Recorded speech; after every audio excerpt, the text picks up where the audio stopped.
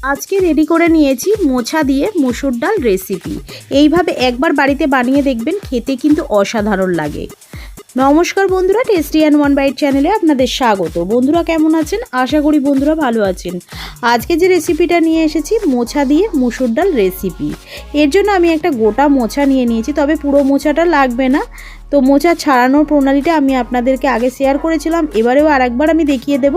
আর যে সকল বন্ধুরা ভিডিওটাকে দেখছেন তাদেরকে অনুরোধ রইল পুরো ভিডিওটা দেখার জন্য।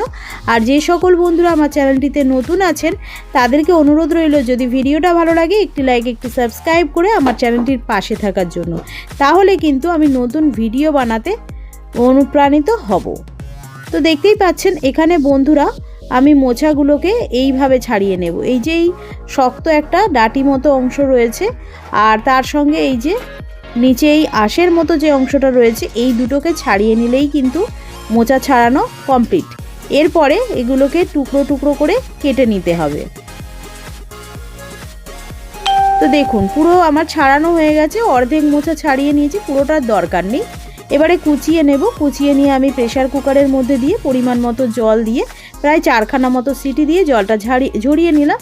আর কড়াইতে দিয়ে দিলাম সরিষার তেল প্রায় 4 চা চামচ মতো, দিয়ে দিলাম 2টো শুকনো লঙ্কা, 2টো এলাচ, 2টো লবঙ্গ, একটা দারচিনি স্টিক, 1 চামচ মতো গোটা জিরে, আর দিয়ে দিলাম মিডিয়াম সাইজের একটা পেঁয়াজ কুচানো।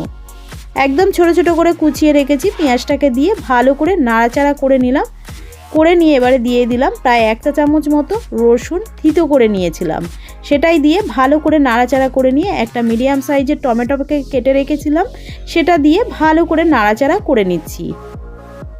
এবারে আমি এখানে অ্যাড করে দিচ্ছি স্বাদ অনুযায়ী লবণ, 1 চা চামচ হলুদ গুঁড়ো, 1 চা চামচ ঝাল লঙ্কার গুঁড়ো, 1 চা চামচ জিরে গুঁড়ো, 1 চা চামচ ধনিয়া গুঁড়ো দিয়ে ভালো করে এবারে মশলাটাকে আমি কষিয়ে নেব। এবারে 4খানা কাঁচা লঙ্কা আমি কিন্তু এর মধ্যে চিড়ে দিয়ে দিলাম। আপনারা আপনাদের ঝালের ব্যালেন্স অনুযায়ী লঙ্কাটাকে অ্যাড করবেন। তো এখানে আমি জল দিয়ে আবার মশলাটাকে ভালো করে কষিয়ে নেব যতক্ষণ না পর্যন্ত মশলা থেকে তেল ছাড়ছে। তেল ছেড়ে দিলে আমি যে মোচাটাকে সিদ্ধ করে জল ঝারিয়ে রেখেছিলাম সেটা দিয়ে দিলাম, আর মসুর ডাল 100 গ্রাম মতো ধুয়ে রেখেছিলাম সেটাই এর মধ্যে দিয়ে ভালো করে নাড়াচাড়া করে নিলাম।